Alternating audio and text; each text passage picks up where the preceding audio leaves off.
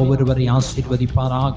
சங்கீதம் 85:12 கர்த்தர் நன்மையானதை தருவார், நம்முடைய தேசம் தன் பலனை என்ன செய்யும்? கொடுக்கும். நன்மையானதை தருகிறவர் கர்த்தர் என்பதை அறிந்திருக்கிறோம். நம்முடைய தெய்வம் தீமையானதை கொடுக்கிறதில்லை. நல்லதை கிரேட் அல்லனா குட், இப்படிப்பட்ட நல்ல காரியங்களை தான் கர்த்தர் நமக்கு என்ன செய்வார்? தருவார். நன்மையானதை தருவார், நல்லதை தருவார், நல்ல ஆசீர்வாதங்களை தருவார் என்பதை குறித்து நம்ம கடந்த வாரத்திலே தியானித்தோம். ஆவிக்குரிய ஆசீர்வாதங்களை குறித்தும் பூமிக்குரிய ஆசீர்வாதங்களை குறித்து தியானித்தோம். அடுத்து நன்மை எங்கிருந்து வருகிறது என்பதை குறித்து நம்ம என்ன செய்தோம்? தியானித்தோம். நன்மை எங்கிருந்து வருகிறது என்றும் நன்மை என்றால் என்ன என்பதை குறித்து நம்ம கடந்த வாரத்திலே தியானித்தோம். நன்மை எங்கிருந்து வருகிறது? ஜோதிகளின் பிதாவினிடத்திலிருந்து என்ன செய்கிறது? இறங்கி வருகிறது. நன்மை எங்கேயோ இருந்தல்ல, பரலோகத்திலிருந்து தான் இறங்கி வருகிறது. ஜோதிகளின் பிதா யார் என்று சொன்னால் இயேசு கிறிஸ்து மட்டும்தான். இன்னைக்கு அநேகர் ஜோதியை தேடி, ஜோதியை நம்பி, ஜோதியை பார்க்கணும் அநேகர் போகிறார்கள். அது அவர்களுடைய நம்பிக்கை. ஆனால் வேதம் சொல்லுகிறது ஜோதிகளின் பிதா என்று சொன்னால் நம்முடைய தெய்வம் மட்டும்தான். நீங்களும் நானும் ஆராதிக்கிற இயேசுதான் ஜோதிகளின் பிதா. அவர்தான் மற்றவர்களுக்கு வெளிச்சம் கொடுக்கிறவர். அவர்தான் இருளில் இருக்கிற ஜனங்களுக்கு வெளிச்சத்தை கொடுக்கிறவர் தான் ஜோதிகளின் பிதா என்று சொல்லப்பட்டிருக்கிறது. அங்கிருந்துதான் நன்மை வருகிறது. நன்மை என்றால் என்ன? மீகா 6:8 சொல்லுகிறது, மனுஷனே நன்மை இன்னதென்று நான் உனக்கு அறிவித்திருக்கிறேன், நீ நியாயத்தை செய்யணும், நன்மையை செய்யணும், தீமையை விட்டு என்ன செய்யணும்? விலகணும். வேற ஒன்றையும் ஆண்டவர் என்ன செய்யல? நம்மகிட்ட கேட்கல. நீங்க நன்மை செய்யுங்க, தீமையை விட்டு விலகுங்க, நியாயத்தை என்ன செய்யுங்க? தேடுங்க, அநியாயத்தை என்ன செய்யாதீங்க? தேடாதீங்கன்னா நம்முடைய தெய்வம் கற்றுக் கொடுக்கிறார். முழு உலகத்திலும் ஏன் கிறிஸ்தவர்களுக்கு என்ன செய்கிறது? எதிர்ப்பு இருக்கிறதுன்னு சொன்னா, இவங்க நல்ல காரியங்களை என்ன செய்வாங்க? கற்றுக் கொடுப்பாங்க. யாரையும் போய் மதம்லாம் என்ன செய்ய முடியாது? மாற்றவே முடியாது. மனசு மாதிரி வந்தாதான் என்ன செய்ய முடியும்? ஏற்றுக்கொள்ள முடியும். ஏன் சுவிசேஷம் அறிவிக்கப்படுகிறது என்று சொன்னால், இயேசு சொல்லிவிட்டு கடந்து போனார், நீங்கள் உலகமெங்கும் புறப்பட்டு போய் சகல ஜாதிகளையும் நீங்க என்ன செய்யுங்க? சீசனாக்குங்கள் என்று சொன்னார். நல்ல வழிகளை கற்றுக் கொடுக்கிறதை இன்னைக்கு மக்கள் பின்பற்றுவதற்கு விருப்பமில்லை. பிசாசானவன் விடுகிறதில்லை. ஏனென்று சொன்னால் வேதம் சொல்லுகிறது, கொஞ்ச காலம் மாத்திரம் உண்டென்று அறிந்து பிசாசானவன் என்ன செய்கிறானா? தீவிரமாய் கிரியை செய்கிறான். நம்மகிட்ட தீவிரம் இருக்கோ இல்லையோ, அவன்கிட்ட என்ன செய்து தீவிரம் இருக்கா? நீங்களும் நானும் ஆராதிக்கிற இயேசு நன்மையானதை கொடுக்கிறவர். அவர் நியாயத்தை தேடும்படி சொல்லுகிறார். நீதியை செய்யுங்கள் என்று என்ன செய்கிறார்? சொல்லுகிறார். அநியாயத்திற்கு நீங்க விலகி இருங்கள் என்று சொல்லுகிறார். தேவ பிள்ளைகள் நம்ம கவனமாக என்ன செய்யணும்? இருக்கணும். அடுத்ததாக நம்ம தியானித்தோம் என்று சொன்னா, தீமையை நன்மையாக மாற்றுகிற கர்த்தர். ஒருவேளை இன்னைக்கு அநேகர் நினைக்கலாம், ஐயோ என் வாழ்க்கை பூரா இப்படி தீமையாதான் என்ன செய்து இருக்கிறது, என் வாழ்க்கையில தீமையை மட்டும்தான் நான் என்ன செய்கிறேன்? பார்த்து கொண்டிருக்கிறேன், நன்மையை காண முடியலன்னு சொல்லி ஒருவேளை நம்ம என்ன செய்யலாம்? நினைத்து கொண்டிருக்கலாம். ஆனால் வேதம் கற்றுக் கொடுக்கிறது, நம்முடைய வாழ்க்கையில இருக்கிற தீமையை கூட ஆண்டவர் நன்மையாக என்ன செய்வார்? மாற்றுவார். நீங்களும் நானும் ஆராதிக்கிற தெய்வம் தீமையிலே நம்ம இருப்பதை தேவன் விரும்புகிறது இல்லை. ஒரு காலத்துல தீமையான காரியத்துல நம்ம இருந்திருப்போம். ஆனால் ஆண்டவர் இன்றைக்கு சொல்லுகிறார், உங்களுடைய தீமை எல்லாமே நன்மையா என்ன செய்யும்? மாறும் என்று வேதம் சொல்லுகிறது. ஆதியாகமம் 50:20 சொல்லுகிறது, நீங்கள் எனக்கு தீமை செய்ய நினைத்தீர்கள், தேவனோ இப்பொழுது நடந்து வருகிறபடியே வெகு ஜனங்களை உயிரோடே காக்கும்படிக்கு அதை நன்மையாக முடிய பண்ணினீர் என்று வேதம் நமக்கு சொல்லுகிறது. இந்த சம்பவத்தை குறித்து நீங்க வாசித்து பார்த்தீங்கன்னா, இந்த அதிகாரத்திலே, அந்த ஆதியாகமத்திலே 37ஆம் அதிகாரத்திலிருந்து 50ஆம் அதிகாரம் வரைக்கும் யோசேப்பின் சரித்திரம். யோசேப்பின் சரித்திரம் என்ன செய்திருக்கிறது, சொல்லப்பட்டிருக்கிறது. இது யாக்கோபு தன் பிள்ளைகளை எல்லாம் ஆசீர்வதித்து முடிக்கிறார். முடித்ததற்கு பின்னாடி அவரும் என்ன செய்ய போகிறார், மரணம் அடைய போகிறார். அவர் மரணம் அடைந்த பிறகு தம்முடைய சகோதரர்கள், அதாவது யோசேப்பினுடைய சகோதரர்கள் யோசேப்புக்கு என்ன செஞ்சிட்டாங்க, பயந்துட்டாங்க. யோசேப்புக்கு பயந்துட்டாங்க. முதல்ல நீங்க யோசேப்பை குறித்து பார்த்தீங்கன்னா, அவனை குழியில போட்டாங்க, விற்று விட்டார்கள். அடுத்து அவன் சிறைச்சாலைக்கு போனா அந்த சம்பவம்லாம் நடக்கிறது. ஆனா கடைசியில யோசேப்பின் இடத்துல அவனுடைய குடும்பம் என்ன செய்தது, வந்து சேர்ந்தது. அவர்கள் இருந்த தேசத்திலே பஞ்சம் உண்டான போது எகிப்திலேயோ தானியம் இருந்தது. எங்க பஞ்சம் வந்தாலும் தேவனுடைய வீட்டில தேவனுடைய பிள்ளைகளுடைய வீட்டில என்ன செய்யணும், ஆசீர்வாதம் இருக்கணும். அந்த தேசத்துல எகிப்துக்கு போனார். எகிப்துக்கு போன இடத்துல யோசேப்பின் நிமித்தம் அந்த தேசம் என்ன செய்தது, ஆசீர்வதிக்கப்பட்டது. இன்னைக்கு நம் நிமித்தம் நம் குடும்பமாகிலும் என்ன செய்யணும், ஆசீர்வதிக்கப்படணும். நம் நிமித்தம் நாமாவது ஆசீர்வதிக்கப்படணும். இங்கு வேதம் சொல்லுகிறது, யோசேப்புக்கு பயந்து அவருடைய சகோதரர்கள் அவனுக்கு முன்பாக தாழ விழுந்து, இதோ நாங்கள் உமக்கு அடிமைன்னு சொல்லி என்ன செய்யறாங்க, சொல்றாங்க. அவர்களை பார்த்து யோசேப்பு சொல்றார், பயப்படாதிருங்கள், நான் என்ன பெரிய தேவனா, நான் என்ன கடவுளா அப்படின்னு சொல்லிட்டு சொல்லுகிறார், நீங்கள் எனக்கு தீமை செய்ய நினைத்தீர்கள். என்னென்ன தீமையெல்லாம் செய்தாங்கன்னு சொல்லி நமக்கு வேதம் சொல்லுகிறது.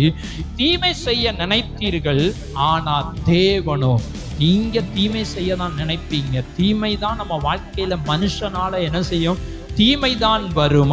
வாழ்க்கையில மனுஷனால என்ன வரும், நன்மை வரும் நீங்க நினைச்சு பார்க்க வேண்டாம்.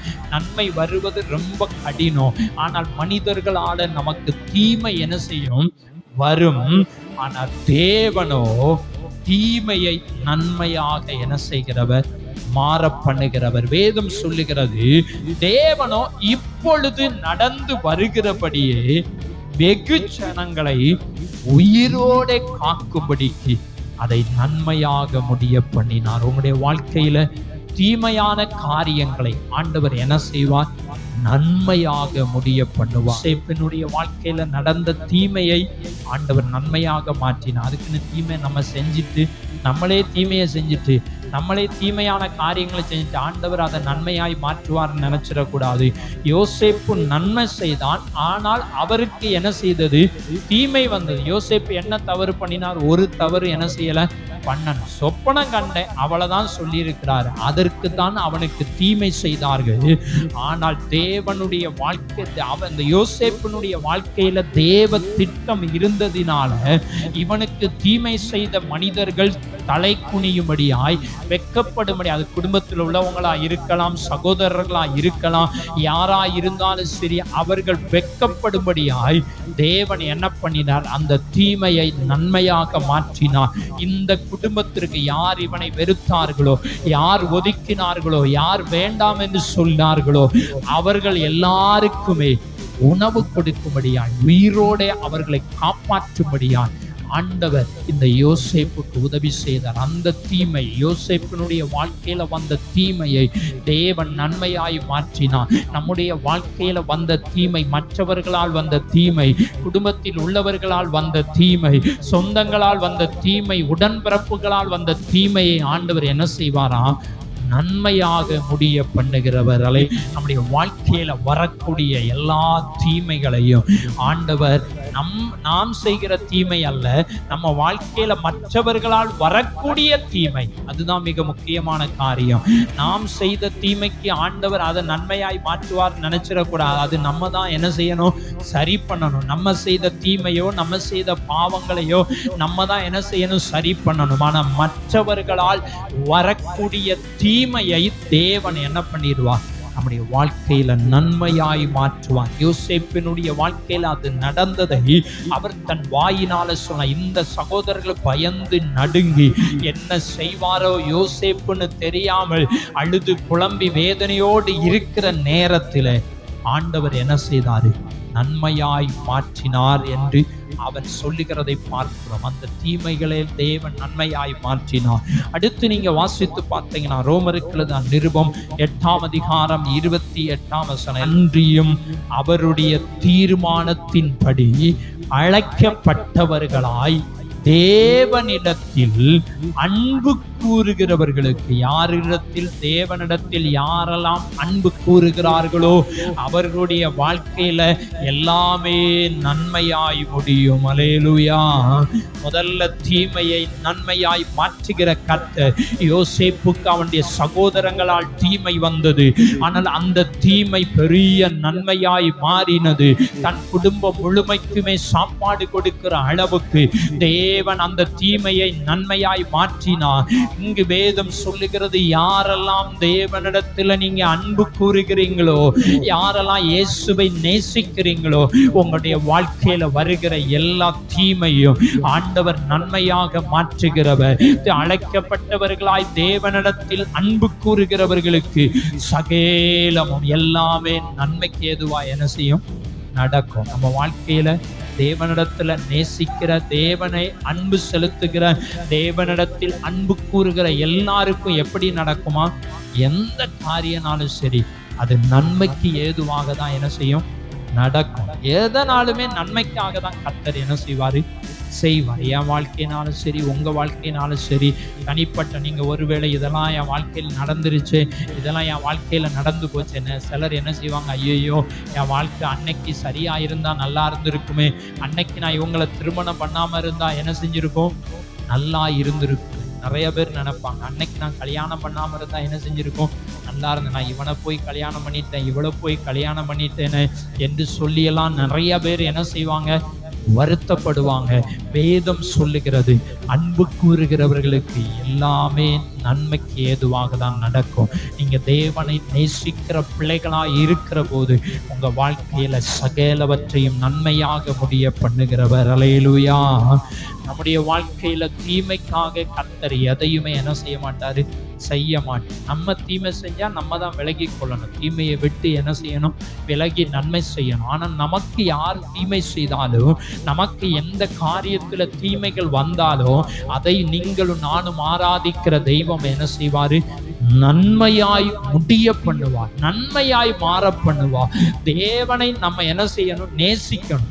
தேவனிடத்தில் அன்பு கூறுகிறவர்களுக்கு, தேவனை நேசிக்காம என் வாழ்க்கையில எல்லாம் நன்மையா நடக்கும்லாம் என்ன செய்யக்கூடாது? சொல்லக்கூடாது. தேவனிடத்தில் அன்பு கூறுகிறவர்களுக்கு சகலமும், சகலம்னா எல்லாமே தான், எல்லாமே. அது எந்த காரியமா, நம்மளை ஒருத்தர் பகைக்காங்களா அதுவும் நன்மைக்கு தான், நம்மளை ஒருத்தர் வெறுக்காங்களா அதுவும் நன்மைக்கு தான், நம்மளை வேண்டாம்னு ஒருத்தர் ஒதுக்குறாங்களா அதுவும் நன்மைக்கு தான், நமக்கு உதவி செய்யாம இருக்கிறாங்களா அதுவும் நன்மைக்கு தான். நம்ம வாழ்க்கையில சகலமும் என்ன செஞ்சிடும்? நன்மைக்கு ஏதுவாக நடக்கும் என்பதை என்ன செய்யணும்? அறிந்து கொள்ள வேதம் கற்றுக் கொடுக்கிறது. நன்மையானதை கர்த்தர் தருகிறவர். உடைய வாழ்க்கையில தீமைன்னு நீங்க நினைச்சுக்கிட்டு இருக்கிற காரியங்களை கூட ஆண்டவர் நன்மையாய் முடிய பண்ணுகிறவர் என்று வேதம் சொல்லுகிறது. அடுத்து நீங்க வாசித்து பார்த்தீங்கன்னு சொன்னால், யாருக்கு தேவன் நன்மையை கொடுப்பார்? அதான் மிக முக்கியமான காரியம். எல்லாருக்கும் நன்மை வந்துருமா? வராது. ஆண்டவரை நான் தேடுறேன், ஆண்டவர் ஆராதிக்கிறேன் அப்படின்னு சொல்லலாம், உண்மைதான். ஆனால் யார் யாருக்கு நன்மை வரும் என்று வேதம் நமக்கு என்ன செய்கிறது? கற்றுக் கொடுக்கிறது. சங்கீதம் 84:11 சொல்லுகிறது, உத்தமமாய் நடக்கிறவர்களுக்கு நன்மையை என்ன செய்ய மாட்டார்? வழங்காகிறார். உத்தமமாய் யாரெல்லாம் நடக்கிறாங்களோ அவங்களுக்கு ஆண்டவர் என்ன செய்வாராம்? நன்மையை கொடுப்பார். உத்தமம்னா என்ன? உத்தமம்னா என்ன என்பதை நம்ம என்ன செய்யணும்?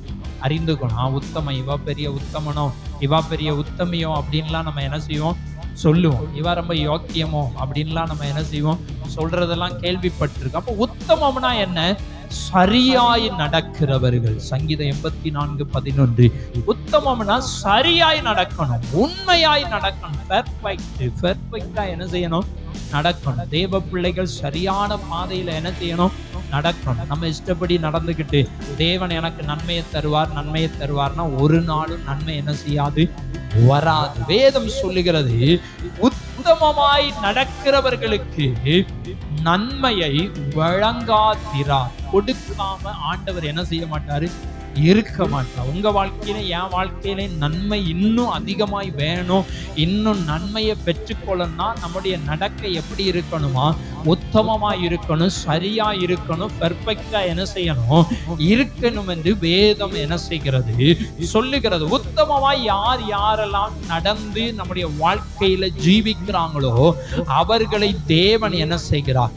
ஆசீர்வதிக்கிறார். அவர்களை தேவன் மேன்மைப்படுத்தும். நீங்க வேதாகமம் முழுவதை நீங்க வாசித்து பார்த்தீங்கன்னா உண்மையாய் வாழ்ந்தவர்கள், உத்தமமாய் வாழ்ந்தவர்களை தேவன் ஆசீர்வதித்து என்ன செய்திருப்பான்? வைத்திருப்பான். நீங்க சாத்ராக், மேஷாக், ஆபேத்நேகோ, தானியேலை குறித்து நீங்க பார்த்தீங்கன்னு சொன்னா அவங்க வைராக்கியமா என்ன செய்தாங்க? இருந்தாங்க. எதுல வைராக்கியம் இருந்தாங்க? சாத்ராக், மேஷாக், ஆபேத்நேகோ விக்கிரக ஆராதனை நாங்க என்ன செய்ய மாட்டோம், செய்ய மாட்டோம்னு வைராக்கியமா இருந்தாங்க. அடுத்து தானியேல், இவங்க எல்லாருமே இந்த 4 பேரை நீங்க பார்த்தீங்கன்னு சொன்னால் இந்த ராஜ போஜனத்தை நாங்க என்ன செய்ய மாட்டோம்? எடுக்க மாட்டோம். ராஜ போஜனத்துல என்னது இருக்கும்? எல்லாமே என்ன செய்யும்? இருக்கும். எல்லாமே இருக்கும். அசைவம் மட்டுமல்ல, வேற எல்லாமே என்ன செய்யும்? அங்கே இருக்கும். அதெல்லாம் எங்களுக்கு வேண்டாம் என்று சொல்லி என்ன செய்தார்கள்? தீர்மானம் எடுத்தார்கள். அதனால தேவன் அவர்களை உயர்த்தினார் என்று வேதம் சொல்லுகிறது. அப்போ நீங்களும் நானும் இன்னும் ஆண்டவரிடத்தில் ஏற்கனவே நன்மைகள் இருக்கிறது, அந்த நன்மையை பாதுகாக்கப்படணும், இன்னும் நன்மையானதை தேவனிடத்திலிருந்து பெற்றுக்கொள்ளணும்னா நம்ம எப்படி இருக்கணும்? சரியா இருக்கணும், பெர்ஃபெக்டா, உத்தமமா என்ன செய்யணும்?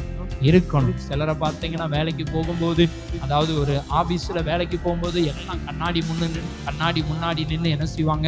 எல்லாம் சரியா இருக்கா, ஒழுங்கா டை கட்டி இருக்கணும், ஒழுங்கா இன் பண்ணி இருக்கணும், ட்ரெஸ் எல்லாம் சுருங்காம இருக்கா, பேனாலாம் எடுத்து வச்சாச்சா என்று சொல்லி பெர்ஃபெக்டா பார்த்து தான் என்ன செய்வாங்க? கடந்து போவார்கள். அதே போல தேவ பிள்ளைகள் நம்முடைய வாழ்க்கையில சரியான உண்மையான ஒரு வாழ்க்கை வாழும்போது தேவன் நம்ம என்ன செய்வாரு? ஆசீர்வதிப்பார் என்று வேதம் சொல்லுகிறது. அடுத்ததாக பார்த்தீங்கன்னா சங்கீதம் 15:2, உத்தமனாய் நடந்து நீதியை நடப்பித்து.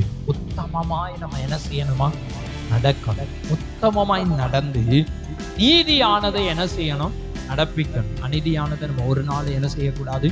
செய்யவும் கூடாது. அநீதிக்கு துணையும் என்ன செய்யக்கூடாது? போகக்கூடாது. அநீதியானதை செய்யவும் கூடாது. ஒருத்தன் அநீதி செய்தான அவன் கூட நம்மளும் ஜாயின் பண்ணிக்கிடுவோம்னு சொல்லி என்ன செய்யக்கூடாது? ஜாயின் பண்ணிடக்கூடாது. இது அநீதின்னு தெரியும், சத்தியத்துக்கு புறம்பானதுன்னு தெரியும், என்ன செய்ய, சொந்தக்காரங்களாச்சு, அதனால கொஞ்சம் சேர்ந்துக்கிடுவோம் அப்படின்லாம் என்ன செய்யக்கூடாது? இருக்கக்கூடாது. வேதம் சொல்லுகிறது, உத்தமனாய் நடந்து நீதியை நடப்பித்து மனதார சத்தியத்தை என்ன செய்யணும்? பேசணும். சத்தியம்தான் நமக்கு தேவை. சத்தியத்தை பேசணும், சத்தியத்தின்படி என்ன செய்யணும்? நடக்கணும். நம்மளும் சத்தியமாய் வாழணும். நம்ம வாழாம இருந்துட்டு சத்தியத்தின்படி பேசினா அங்க எடுபடாது. நான் காலையில எழும்பி ஜெபம் பண்ணாம இருந்துட்டு உங்ககிட்ட வந்து நீங்க ஜெபம் பண்ணுங்கன்னு சொன்னா எனக்கே உள்ள என்ன செய்யும்? குத்தும். எப்பவுமே அலாரம் வச்சுட்டு படுப்பேன். அது நம்முடைய வழக்கம். திடீர்னு அயர்ந்து தூங்கிட்டோம்னா எந்திக்க முடியாம போயிடக்கூடாது அப்படின்னு. அதே மாதிரி அலாரம் வச்சாலும் ஆண்டவர்கிட்ட சொல்லுவோம், ஆண்டவரே அலாரம் வச்சு அலாரத்தினால நீர் என்னை என்ன செஞ்சிடாதிரும்? எழுப்பி விட்டுற வேண்டாம். நீங்களே என்ன செய்யுங்க? எழுப்பி விடுங்க. நீங்களே எழுப்பி விடுங்கன்னு சொன்னேன். இன்னைக்கு காலையில பார்த்தா கரெக்டா அலாரம் அடிக்கிறதுக்கு அரை மணி நேரத்துக்கு முன்னாடியே என்ன செஞ்சாச்சு? எந்திரிச்சாச்சு. அப்போ எத்தனை மணிக்கு எந்திரிச்சோம்? 3:30க்கு என்ன செய்தோம்? எழும்பணும். 3:30க்கு எழும்பி ஜெபம் பண்ணி கிளம்பி இங்கே வந்து சேர 6:30 ஆயிரும். 3 மணி நேரம் என்ன செஞ்சிருக்கு? ஆயிரும். இங்கே நாங்கள் கிளம்பி இங்கே வந்து சேருவதுக்கு 3 மணி நேரம் ஆகியிருக்கு. 3 மணி நேரம் என்ன செஞ்சோம்? தூங்கிட்டா இருந்தோம்? இல்லை, எல்லா வேலையும் செய்துட்டு, அடிப்படையான வேலையை செய்துட்டு குளிச்சு கிளம்பி என்ன செய்தாச்சு?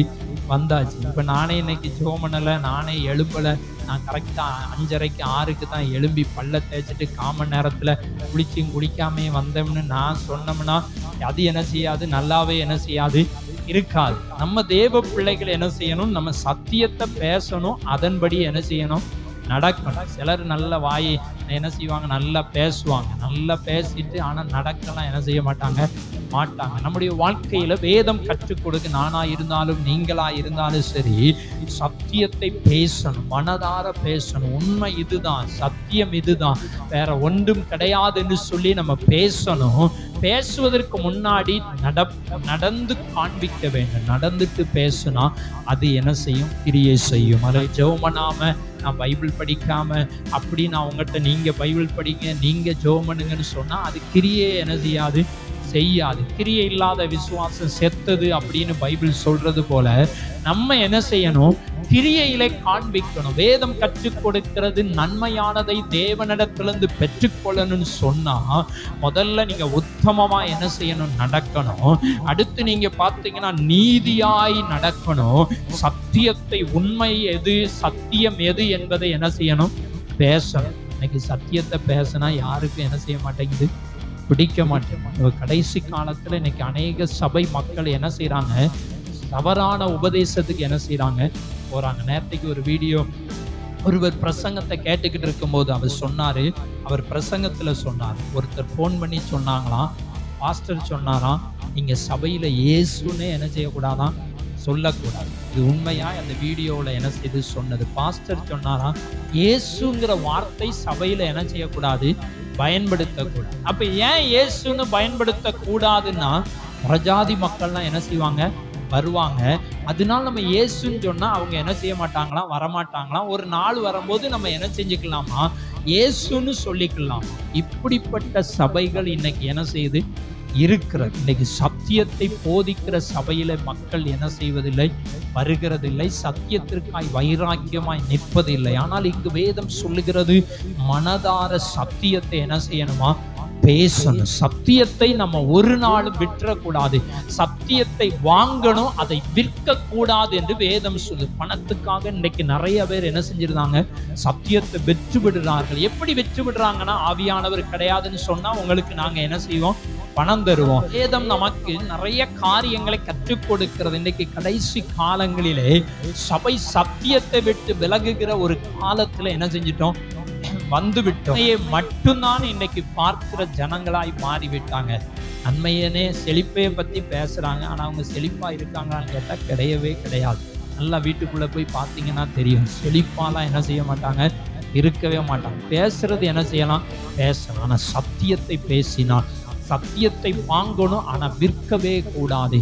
சத்தியத்தை ஒரு நாளும், சத்தியத்துக்கு புறம்பாய் எந்த காரியமும் நாம என்ன செய்யக்கூடாது? செய்யக்கூடாது. சத்தியத்தின்படி வாழணும். சத்தியத்தை சொன்னதுனால சத்ருவானாலும் கவலையே என்ன செய்யக்கூடாது? படக்கூடாது. சத்தியத்தை சொன்னதுனால சத்ருவானேனோ அப்படின்னு சொல்லி வேதம் சொல்லுது. சத்தியத்திற்காய் வைராக்கியமாய் நிற்கிற சபையாய் இந்த கடைசி காலத்துல நம்ம என்ன செய்யணும்? வாழணும்னு கர்த்தர் விரும்புகிறார். அப்பதான் நன்மை என்ன செய்ய முடியும்? பெற்றுக்கொள்ள முடியும். அடுத்ததாக நீதிமொழிகள் 2ஆம் அதிகாரம் 7ஆம் வசனத்தை எடுத்துக்கொள்வோம். அவர் நீதிமான்களுக்கென்று மெய் ஞானத்தை வைத்திருக்கிறார். உத்தமமாய் நடக்கிறவர்களுக்கு அவர் கேடகமாய் இருக்கிறார். அல்லேலூயா. முதல்ல பார்க்கிற யாருக்குங்க நன்மை ஆண்டவர் கொடுக்கிறார்? உத்தமமாய் நடக்கிறவர்களுக்கு நன்மை. அடுத்து உத்தமமாய் நடந்து நீதியின்படி வாழ்ந்து சத்தியத்தை வைராக்கியமாய் பேசுகிறவர்களுக்கு நன்மை. அடுத்து வேதம் சொல்லுகிறது, உத்தமமாய் நடக்கிறவர்களுக்கு என்ன நன்மையா? பாதுகாப்பை கற்றுக் கொடுக்கிறார். உத்தமமாய் நடக்கிறவர்களுக்கு அவர் கேடகமாய் இருக்கிறார். கேடகம்னா என்ன? பாதுகாப்பு. கேடகம். நீங்க இப்போ பார்த்தீங்கன்னு சொன்னா வேற மாதிரி இருக்கிறது. யுத்தத்துக்கு போகிற அந்த காலத்துல நீங்க பழைய காரியங்களை, பழைய வீடியோஸ், பழைய காரியத்தெல்லாம் பார்த்தீங்கன்னா, பழைய காலங்கள்ல யுத்தத்துக்கு கையில ஒரு கேடகத்தை என்ன செஞ்சிருப்பாங்க? பிடிச்சிருப்பாங்க. ஒரு கையில கேடகம், ஒரு கையில ஈட்டி என்ன செஞ்சிருப்பாங்க?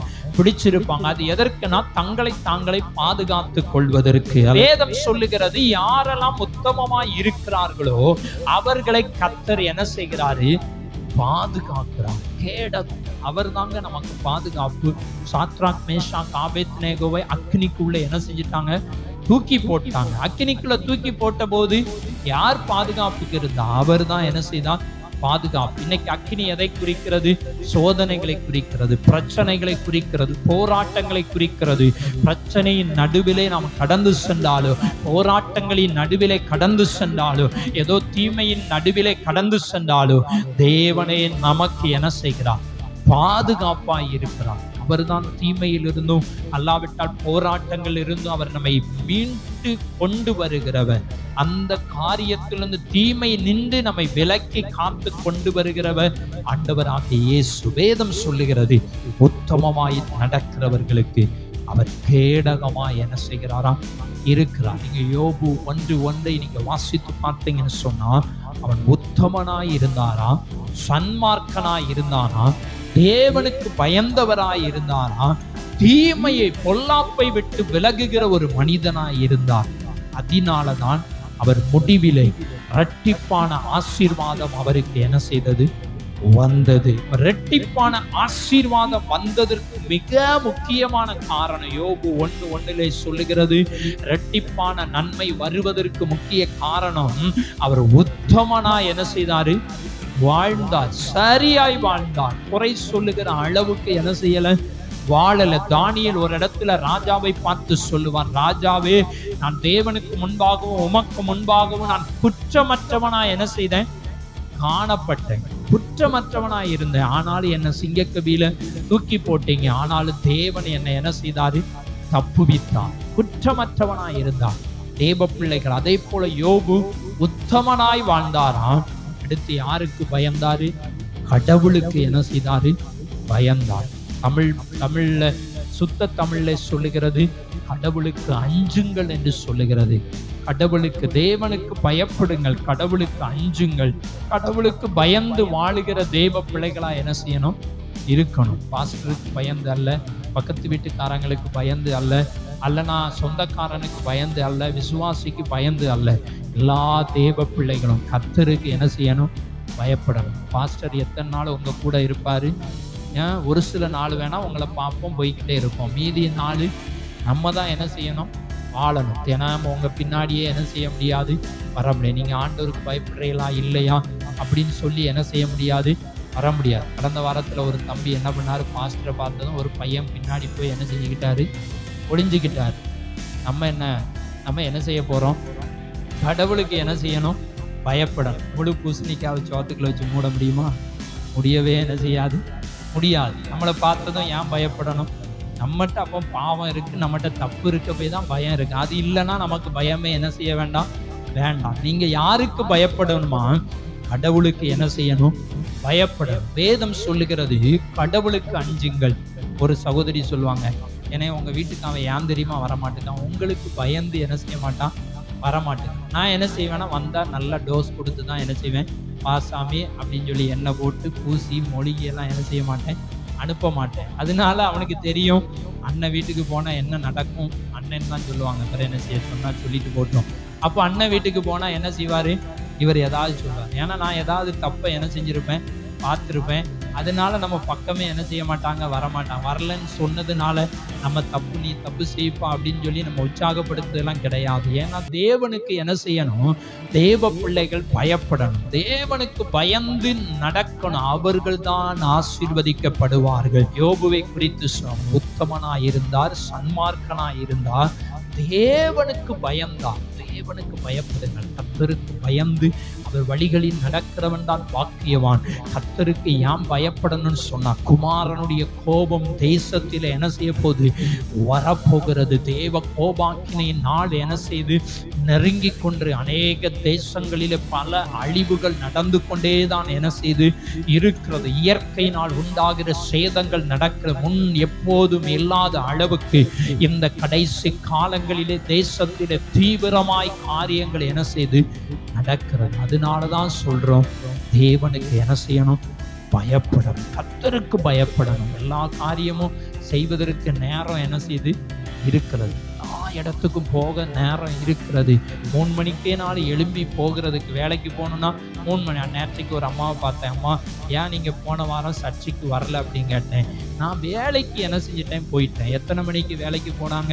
காலையிலே வேலைக்கு போயிட்டேன். பிறகு வேலைக்கு போயிட்டு வந்து சொன்னாங்க, என்னம்மா இன்னைக்கு இருமிக்கிட்டு இருக்கேன்னு கேட்டா, தடுமும் பிடிச்சிக்கிடுச்சு.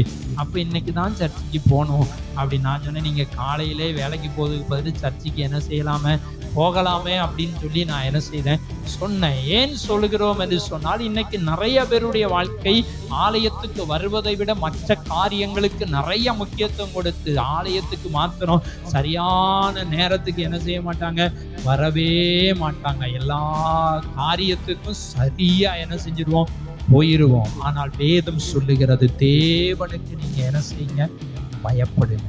தேவனுக்கு பயந்து நடக்கணும். அதனாலதான் யோபுனுடைய வாழ்க்கையில சில இழப்புகள் வந்தாலும், சில கஷ்டங்கள் வந்தாலும், ஆனா முடிவில் இழந்ததை ஆண்டவர் 2 மடங்கு கொடுத்தான். இரட்டிப்பான ஆசீர்வாதத்தை கொடுத்தான். நம்முடைய வாழ்க்கையில எதையோ நம்ம இழந்திருக்கலாம், எத்தனையோ காரியங்களை இழந்திருக்கலாம். அதை திரும்ப பெற்றுக்கொள்ளணும்னா தேவனுக்கு பயப்படணும், உத்தமமாய் வாழணும். அடுத்து தீமையை விட்டு என்ன செய்யணும், விலகணும். இந்த யோபு என்ன செய்தார், பொல்லாப்பை விட்டு விலகுகிற ஒரு மனிதனாய். பொல்லாப்புனா என்ன, தீமை. தீமையில போய் நம்ம மாட்டிக்கிடக்கூடாது. தீமையில போய் தலை என்ன செஞ்சிடக்கூடாது, பாவத்துல கொண்டு போய் கொடுத்துடக்கூடாது. நிறைய பேர் பாவத்துக்கு கொண்டு தலையை கொடுத்துட்டு நிறைய யோசித்துக்கிட்டு இருப்பாங்க. தேவ பிள்ளைகள் தீமைக்குள்ள கொண்டு நம்முடைய தலையை விட்டுட்டோம் அப்படின்னா, பாவத்துல கொண்டு நம்முடைய வாழ்க்கையை கொடுத்துட்டோம்னா ஒண்ணுமே என்ன செய்ய முடியாது, செய்ய முடியும். இந்த யோபுவை குறித்து வேதம் சொல்லுகிறது, பொல்லாப்புக்கு விலகுகிற ஒரு மனிதனா என்ன செய்தாரு, காணப்பட்டார். பொல்லாப்புனா தீமை. தீமையை விட்டு விலகி நன்மை செய்யுங்கள். உலகம் சொல்லும், நீ தீமை செய்யும் தான் உலகம் சொல்லும். ஆனால் ஆண்டவர் சொல்லுவா, நீங்க என்ன செய்யணும், நன்மை செய்யணும். யாருக்கு நன்மை செய்யணும், நமக்கு தீமை செய்தவங்களுக்கு கூட என்ன செய்ய வேண்டியிருக்கு, நன்மை செய்யணும். இதை கடைபிடிக்க வேண்டியது எல்லார் மேல விழுந்த கடமையாயிருக்கிறது. அப்போ வேதம் கற்றுக் கொடுக்கிறது யாருக்கு நன்மையை தருவார் என்பதை பார்த்தோம். அடுத்து கடைசியாக நீங்க வாசித்து பார்த்தீங்கன்னா, எப்போ நமக்கு நன்மை என்ன செய்யும், வரும். நமக்கு தெரிந்த வேத பகுதி மத்தேயு எழுதின சுவிசேஷம் 6ஆம் அதிகாரம் 33ஆம் வசனம் சொல்லுகிறது, முதலாவது தேவனுடைய ராஜ்யத்தையும் அவருடைய நீதி என்ன செய்யுங்க, தேடுங்கள். முதல் ஃபர்ஸ்ட் பிரியாரிட்டி, முதல் முக்கியத்துவம் யாருக்குன்னு சொன்னா, தேவனுடைய ராஜ்யத்துக்கு என்ன செய்யணும், முக்கியத்துவம் கொடுக்கணும். அது நான் ஆராதனை வேளையில சொன்னோம், மாம்ச சிந்தை நமக்கு என்ன செய்யக்கூடாது, வரக்கூடாது. ஆவியின் சிந்தை இருக்கணும். மாம்ச சிந்தை நமக்கு மரணம், ஆவியின் சிந்தையோ நித்திய ஜீவனை நமக்கு என்ன செய்யும், கொண்டு வரும். தேவ பிள்ளைகள் அறிந்து கொள்ள வேண்டும், நம்முடைய வாழ்க்கையில முதலாவது தேவனுடைய ராஜ்யம், அவருடைய நீதி என்ன செய்யணும், தேடணும். இன்னைக்கு பணத்தை தேடுறோம், சம்பாத்தியம் பண்றதுக்கு எதெல்லாமோ தேடுறோம். உலகத்துல நம்ம அதை செய்யணும் இதை செய்யணும்னு சொல்லி எதெல்லாமோ தேடி தேடி தேடி என்ன செய்கிறோம், அலைகிறோம். வேலைக்காக வெளிநாட்டு கூட என்ன செய்யறாங்க, மக்கள் தேடி அலைகிறாங்க. வேலைக்காக வெளி மாநிலத்துக்கு கூட அலைகிறாங்க. வேலைக்காக ஒவ்வொரு இடமா ஒவ்வொரு ஆபீஸாக என்ன செய்யறாங்க, ஓடிக்கொண்டு தேடி தேடி அலைகிறார்கள். இதெல்லாம் உலகத்துக்குரிய வாழ்க்கைக்குரியது. ஆனால் வேதம் சொல்லுகிறது, முதல்ல நீங்க தேவனுடைய ராஜ்யம் அவருடைய நீதி என்ன செய்யுங்க, தேடுங்கள் என்று வேதம் சொல்லுகிறது. முதலாவது தேவனுடைய ராஜ்யத்தையும் அவருடைய நீதியும் தேடுங்கள், இப்பொழுது இவைகள் எல்லாம் உங்களுக்கு என்ன செய்யும், கூட கொடுக்கப்படும். நீங்க ஆண்டவரை தேட தேட தேட தேட, ஆண்டவரை ஆராதிக்க உங்களுக்கு வர வேண்டிய நன்மைகளை கர்த்தர் என்ன செய்வாரு, தருவார். அவரை தேட தேட எல்லாமே தரும். மத்தேயு 6:33 வேதம் சொல்லுகிறது, அவரை தேடுவதற்கு நம்ம முக்கியத்துவம் கொடுக்கிற போது கர்த்தர் சகலவற்றை என்ன செய்வாராம், தருவார் என்று வேதம் சொல்லுகிறது. அப்போ எப்போ நமக்கு நன்மை வரும் என்று சொன்னார், அவரை தேடுகிறவர்களுக்கு தான் ஒரு நன்மையும் குறைபடாது. சங்கீதத்திலே சொல்லுகிறது, கர்த்தரை தேடுகிறவர்களுக்கோ ஒரு நன்மையும் குறைபடாது. சங்கீதம் 34:10 சிங்கக்குட்டிகள் தாழ்ச்சி அடைந்து பட்டினியாயிருக்கும், கர்த்தரை தேடுகிறவர்களுக்கோ ஒரு நன்மையும் குறைபடாது. இன்றைக்கு நம்முடைய வாழ்க்கையில ஆண்டவரை தேடுறோமா? இன்றைக்கு நிறைய பேர் வாரத்துக்கு ஒரு நாள் மட்டும்தான் ஆண்டவரை என்ன செய்வாங்க, தேடுவாங்க. அல்லனா 2 நாள் மட்டும்தான் தேடுவாங்க. சிலர் அதையும் என்ன செய்ய மாட்டாங்க, தேட மாட்டாங்க. 2 நாளும் தேடுறது கிடையாது, ஒரு நாளும் என்ன செய்யறதில்லை, தேடுறதில்லை. ஆனால் வேதம் கற்றுக் கொடுக்கிறது அனுதினமும் கர்த்தரை என்ன செய்யணும், தேடணும். அதிகாலையில நான் ஏற்கனவே சொல்லி இருக்கிறோம், கடந்த வாரத்துல காலையில நீங்க என்ன செஞ்சிருங்க, எழும்பி நீங்க ஜெபம் பண்ணி வேதத்தை என்ன செஞ்சிருங்க, வாசித்திருங்க. விடிஞ்சதுக்கு அப்புறம் ஒண்ணுமே என்ன செய்யாது, நடக்காது. விடிஞ்சதுக்கு அப்புறம் வேலையின்னே ஓடிக்கிட்டே இருப்போம். பிறகு நைட் ஆனதும் வேலை செஞ்சு டயர்டாகி என்ன செஞ்சிருவோம், எப்பண்டா சமையலாக்கி சாப்பிட்டுட்டு படுப்போம்னு தான் என்ன செய்யும் தோணும். அப்ப ஆத்திரம் ஸ்தோத்திரம் ஆமேன் போட்டு என்ன செஞ்சிருவோம், தூங்கிடுவோம். ஏன்னா அது நிலம் அப்படிதான். ஆனா காலையில கட்டாயமாக என்ன செஞ்சிடலாம், ஜெபிக்கலாம். காலையில எப்படியாயிரும் வேதத்தை ஒரு அதிகாரத்தையாவது காலையில என்ன செஞ்சிருங்க, வாசித்துருங்க. காலையில 1 மணி நேரத்தை நீங்க ஒதுக்குனீங்கன்னா போதும், ஜெபம் பண்றதுக்கு வேதம் வாசிக்கிறதுக்கு ஒதுக்குனீங்கன்னா போதும். அது விடிஞ்சதுக்கு அப்புறம் எந்திரிச்சிடக்கூடாது. அதுக்கப்புறம் வேலை தான் என்ன செய்வோம். கொஞ்சம் இருட்டோட எழும்பணும். வேதம் சொல்லுகிறது, ஆண்டவராக இயேசு அதிக இருட்டோட எழும்பி மலைக்கு என்ன செய்தாராம், போனார்.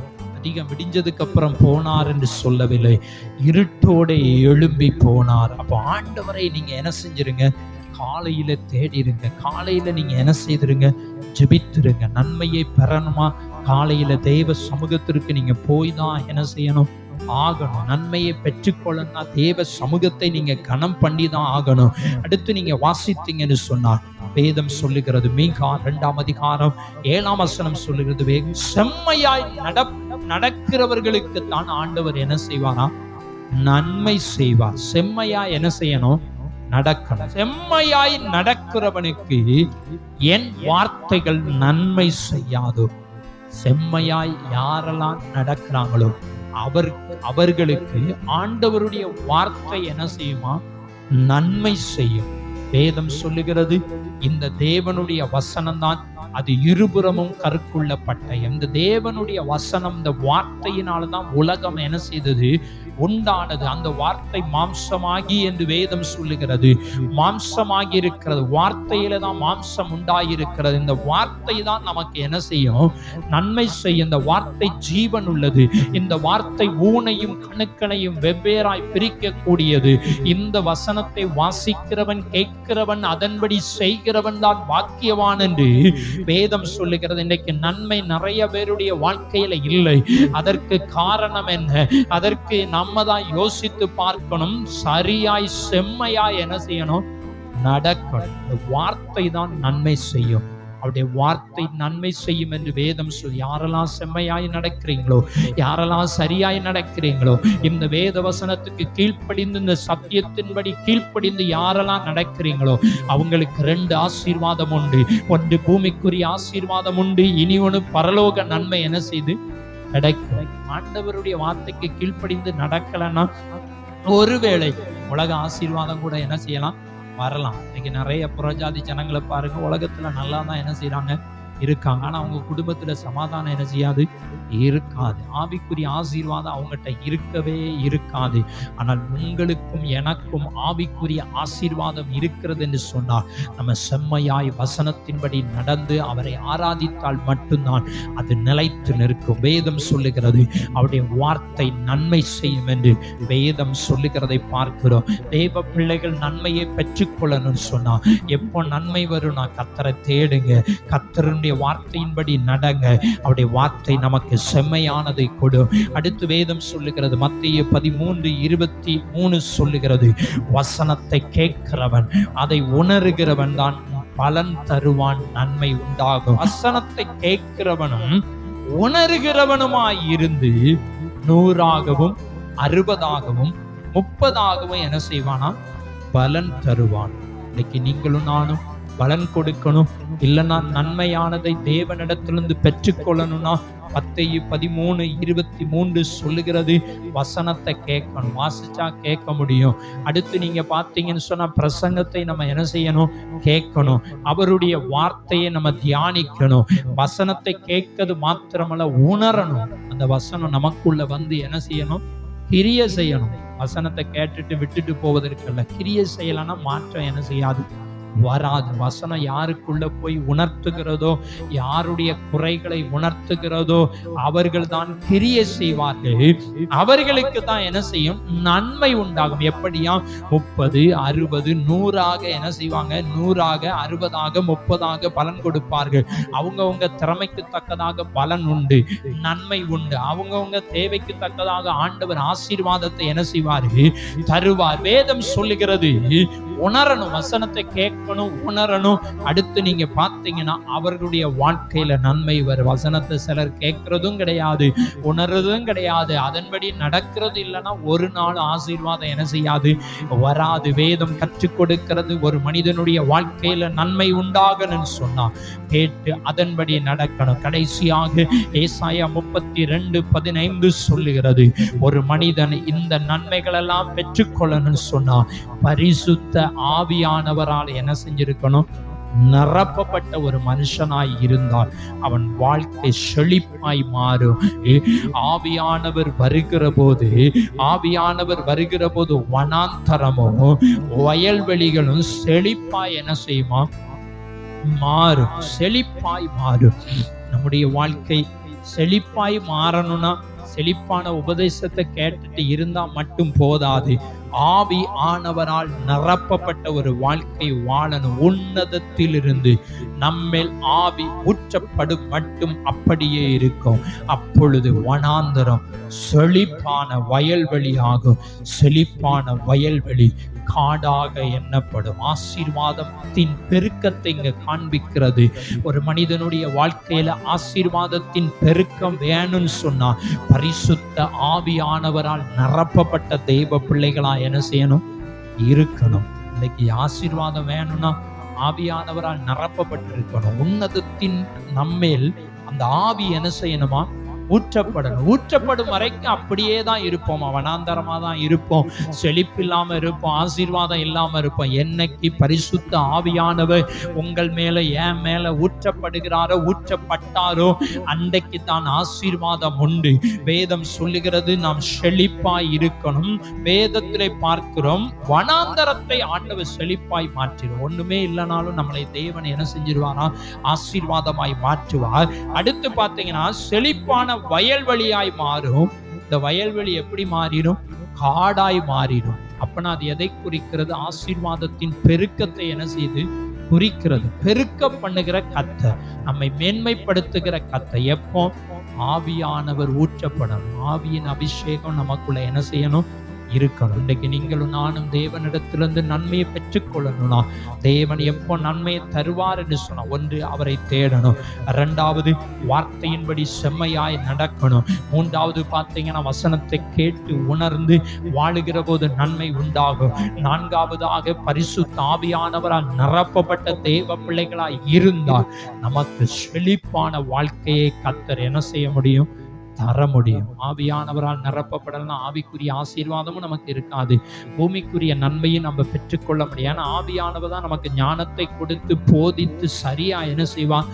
நடத்துவார். நான் உனக்கு நடக்க வேண்டிய வழியை காட்டுவேன், உண்மையில் என் கண்ணை வைத்து உனக்கு ஆலோசனை சொல்லுவேன். நம்முடைய வாழ்க்கையில நன்மையை பெற்றுக்கொள்ளலாம். இப்படிப்பட்ட காரியங்களை சிந்திப்போம், செயல்படுவோம். கர்த்தர் நம்மை ஆசீர்வதிப்பாராக. கண்களை மூடி நாம் ஆண்டவரை நோக்கி பார்ப்போம். வேதம் சொல்லுகிறது, கர்த்தர் நன்மையானது தருவார். சும்மா ஒண்ணு அவர் நன்மையானதை என்ன செய்ய மாட்டார்? தரவே மாட்டார். சும்மா நன்மையை என்ன செய்ய முடியாது? பெற்றுக்கொள்ள முடியாது. தெய்வ பிள்ளைகள் அறிந்து கொள்ளணும், கர்த்தரிடத்திலிருந்து நன்மையை பெற்றுக்கொள்ளணும்னா செய்ய வேண்டிய காரியத்தை கொஞ்சம் யோசித்து பார்க்கணும். ஆண்டவரிடத்திலிருந்து நன்மையை பெற்றுக்கொள்ளணும்னா, தேவனிடத்திலிருந்து ஆசீர்வாதத்தை சுதந்திரிக்கணும்னா கொஞ்சம் சிந்தித்து பார்த்து தேவனுடைய கரத்தை நம்மை ஒப்பு கொடுப்போம். நன்றி ஆண்டவரே. ஆமென், ஆமென். எல்லாரும் ஆண்டவரை நோக்கி பாருங்க. கர்த்தர் நல்லவர், கர்த்தர் நல்லவர்.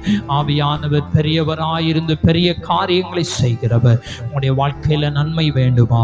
ஆமென். உத்தமமாய் நடங்க, செம்மையாய் நடங்க, சரியாய் நடந்து பாருங்க, தேவனுக்கு பயந்து நடங்க. அடுத்து ஆண்டவர் எங்கிருந்து நன்மை கொடுக்கிறார்? ஜோதிகளின் பிதாவினிடத்திலிருந்து நன்மை இறங்கி வருகிறது.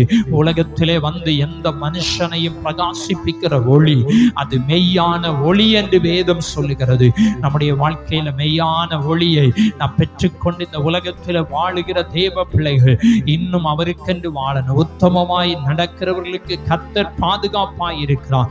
கர்த்தரை தேடுங்கள், உங்களுடைய வாழ்க்கை செழிப்பாய் மாறும். கர்த்தரை ஆராதியுங்கள். வனாந்தரமான வாழ்க்கை கூட தேவன் ஆசீர்வாதமாய் மாற்ற முடியும்.